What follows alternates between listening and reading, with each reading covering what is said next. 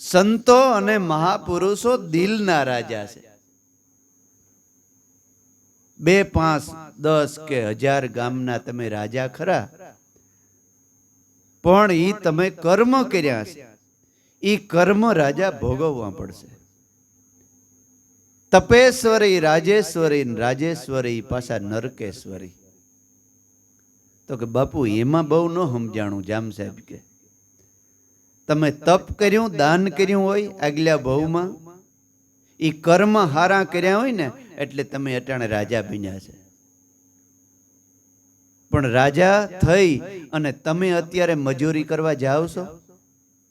તો કે ના. તો તમે ખાવશો હું? તો કે પ્રજાનું, ગરીબ માણસનું ખાઈએ છે. આ એવડો બધો રાજમહેલ બનાવ્યો, દરબારગઢ બનાવ્યો, તમે મહેનત કરીને બાપુ બનાવ્યો? તો કે નહીં. તો ક્યાંથી રૂપિયા આવ્યા? તો કે આ પ્રજાના. બાપુ એકવાર કામ ન કરો તો કઈ નહીં. સવારથી સાંજ સુધીનો આવી તડકો ને આવી ગરમી, ખેતરમાં એકવાર બેહી જોવો. કામ ન કરો તો કઈ નહીં.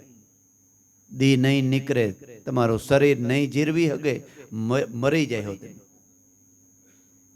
ઈ મહેનત મજૂરી કરતા કરતા ભૂખ્યા ને તર્યા ખેતી કરી અને તમને રૂપિયો દઈ અને એનો તમે બંગલો બનાવ્યો ને એનું અનાજનું તમારો લોહી થયું છે.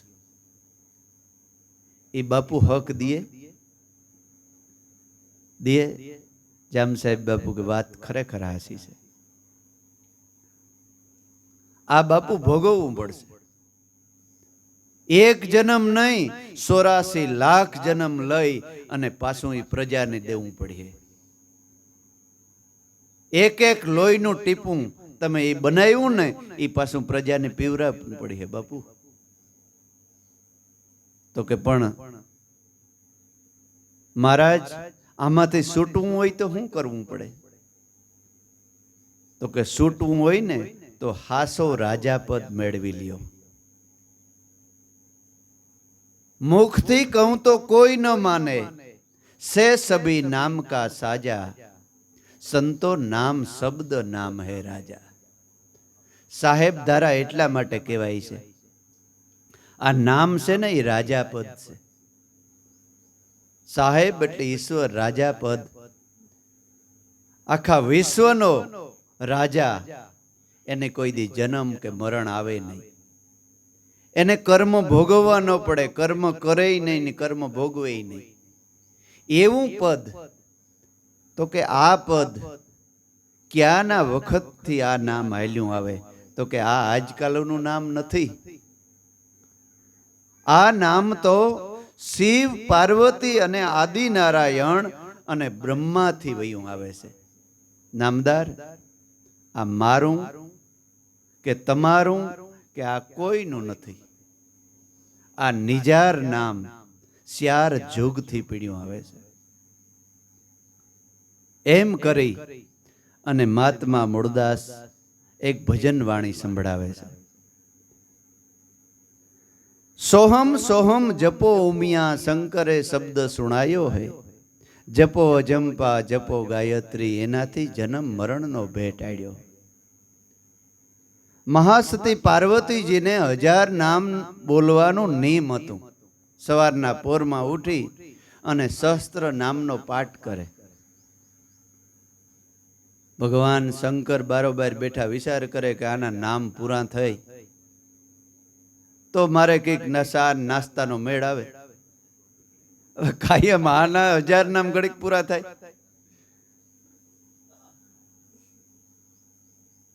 એ શિવજીને નિમિત્ત બનાવ્યો. ક્યું અત્યારે આપણે ભાઈ હું શીતળા પૂજવા જાય ને પીપરાને 4 કોર ઘુમરા મારતી હોય, ઓલો વાં ઉભરાઈ લેતો હોય બિચારો કે કઈ આવે ને કઈ સા પાણી જડે. પીપરો એટલે આપણો પતિ. પતિ છે ને એ જ હાસો પીપરો છે. એને શરણ વંદન કરે નહીં તો કઈ નહીં. સારી રીતે બોલાવે, સલાવે, એના અવગુણ હામું બહુ ન જોવે અને પતિવ્રતા ધર્મ પાડે ને એ અત્યારે પાર્વતી જ છે. અને શિવ જેવું પાત્ર પતિ રાખે, શિવ જેવી ગંભીરતા રાખે, શિવ જેવી સહન શક્તિ કરે રાખે, તો એ અટાણનો પતિ પણ શિવ જ છે. બાકી શિવની શક્તિ ક્યાંય ગોત્યા જડે એમ નથી, ગોત્યા જડે એમ નથી. ઈ નામ 108 રૂંઢમાળા પહેરી છે. એટલે પાર્વતીજીએ પૂછ્યું કે તમારા ગળામાં હાર શેનો પહેર્યો છે? તો કે ઈ તારો ભાર ઢળું હું. શિવજી કે તો કે મારો ભાર? તો કે હા, આ તારે પનારે પીડ્યો ને તેદુનો ભાર ઢળવો પડે છે. પાર્વતીજી કે આ વાતમાં મને કઈ ખબર નથી પડતી. તો કે પણ તારો ભાવ એવો છે આ દેહમાં, એટલે જન્મો જન્મ તારે પતિપણું તને મળે છે, પણ દુઃખ તારે ભોગવવું પડે છે. આ તારા અવતારોને આ રૂંઢમાળા મારા ગળામાં પહેરી છે. ઓહો હો, મારા એટલા અવતાર થઈ ગયા? તો કે હા, એટલે જ આ ડોકમાં પહેરવી પડીશ. હે કિન્યા જાય પાનારે પડીએ તો ભોગવવું જ પડે ને. તો કે આ નામ તો નારદજી કે આવ્યા. નારદજી આવ્યા એટલે શિવજી આશ્રમમાંથી નીકળી ગયા કે હવે બધું થઈ રહે, કારણ કે સંત સિવાય કોણ બતાવે. નારદ કે માતાજી તમને કઈ ખબર? તો કે ના. અરે આ મારો બાપ છે ને એ 1000 નામનું એક નામ જાણે છે. તો કે તો મને તો કીધું નહીં. તો કે તમે માગણી કરી કોઈ દી? તો કે ના, માગણી કરો તો દે ને. એમ કરીને નારદજી વયા ગયા ને પાછા શિવજી આવ્યા. પાર્વતીજી એકદમ ખીજાઈ ગયા, જેમ તેમ મારાથી તમે અંતર રાખ્યું, જુગો જુગને હું તમારી દાસી થઈને રહી. એમ કરીને પાર્વતીજી શિવજીને કહે છે, શું કહે છે? એ જીરે સંતો ઉમિયાને આશ્રમે ઋષિ નારદજી પધાર્યા.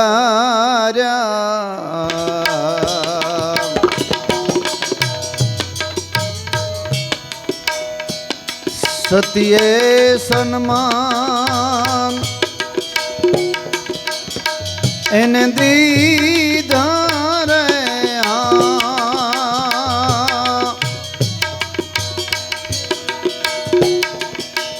એ જીરે સંતો ત્યારે રૂંઢ માળાના એજી પ્રશ્ન રે પૂછાયા.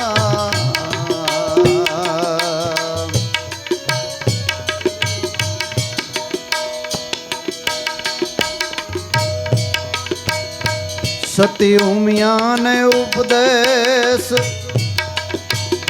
તે દીદી ધોરે.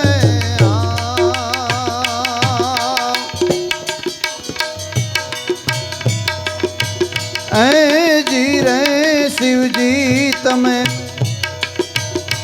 તમે અખંડા એ જી નંદ રે કેવાણા.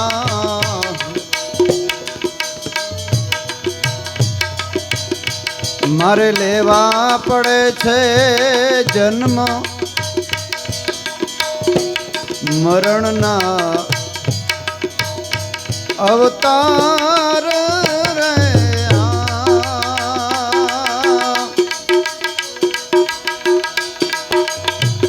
એ જીરે સંતો સતી ઉમિયાને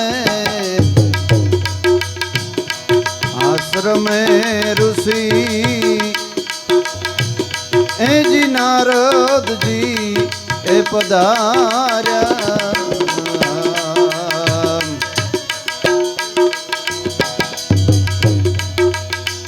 એજી રે દેવી તમે સ્ત્રી તો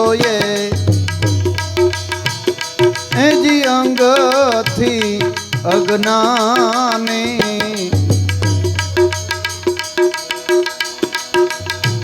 અમર પ્યાલો નહીં જર પેરે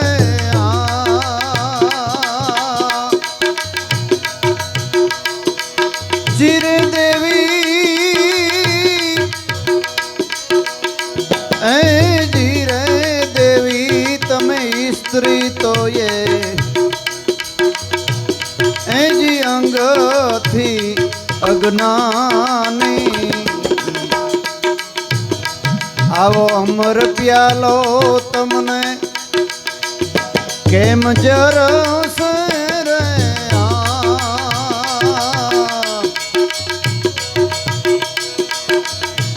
એ જીરે સંતો આવા ઉમિયાને આશ્રમે ઋષિ નારદજી પધાર્યા પધાર્યા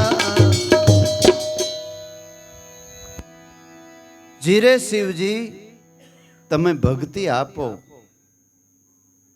શિવજી કહે છે કે વાત તમારી બધી હાસી. જીરે દેવી તમે સ્ત્રી પણ અંગથી છે અજ્ઞાની. આ અમર પ્યાલો ઘડીકમાં જરે એવો નથી. અંગથી અજ્ઞાની એટલે કોઈ અભડસેટની વાત નથી, પણ દેહને હું માન્યો ને એ અંગથી અજ્ઞાની કહેવાય. જ્યાં સુધી હાસા સદગુરુ ન મળે અને દેહથી પર થઈ જાય કે હું આત્મા છે, હું શરીર નથી. બાકી દેહના ધર્મ તો દેહ બજાવવાનો જ છે. એવી કોઈ અભડસેટની વાત ભગવાન કરતા નથી. પણ તમે દેહને હું માન્યો એટલે આ તમને જન્મના મરણ છે. તો કે તો ઈ નામને બતાવો, તમે ભક્તિ આપો. અમર પ્યાલો નહીતર હું પૃથ્વીને ઉથાપું, જગમાં કરી દઉં હાહાકાર. જીરે શિવજી તમે ભક્તિ આપો. પૃથ્વીને ઉથાપું એટલે આ ધરતી નહીં, આ દેહરૂપી ધરતીને હું ઉથાપી નાખું. હું આપઘાત કરના મરી જાઉં. પાર્વતી કે આપઘાત કરી લઉં. એટલી વાત તમારી અર્ધાંગનાથી સૂપી રાખી. તો કે પણ તમે કોઈ દી માગણી કરીશ? તો કે અત્યારે કરું શું હવે? તો શિવજી કે સન્મુખ બેહી જાવ, હું તમને આપું છું વસ્તુ. ત્યારે બ્રહ્મા વિષ્ણુ અને મહેશે ઉમિયાના વસનને ઘણા વિચાર્યા. જીરે સંતો મહામંત્ર લઈ અને શિવજીએ તેથી પાર્વતીને દીધો. આ જ મહામંત્ર સતી પાર્વતીને શિવજીએ દીધો. પોતાનો પતિ હતો છતાંય ગુરુ કીધો. અને અમુક માણસો એમ કહેતા હોય કે એક માણસના બે ગુરુ ન હોય. દેહમાં પીડ્યા હોય બિચારા, હું એમ જ કહીએ ને. આ કોઈ શરીર ધર્મની વાત જ નથી. વિદેહ દશાની આ વાત છે. માતાએ દીકરાને ગુરુ કીધા છે, એવા દાખલા છે, ભાગવતમાં આવે છે. પત્નીએ પોતાના પતિને ગુરુ કીધા છે, પણ ગુરુને લાયક હોવો જોઈએ ગુરુ.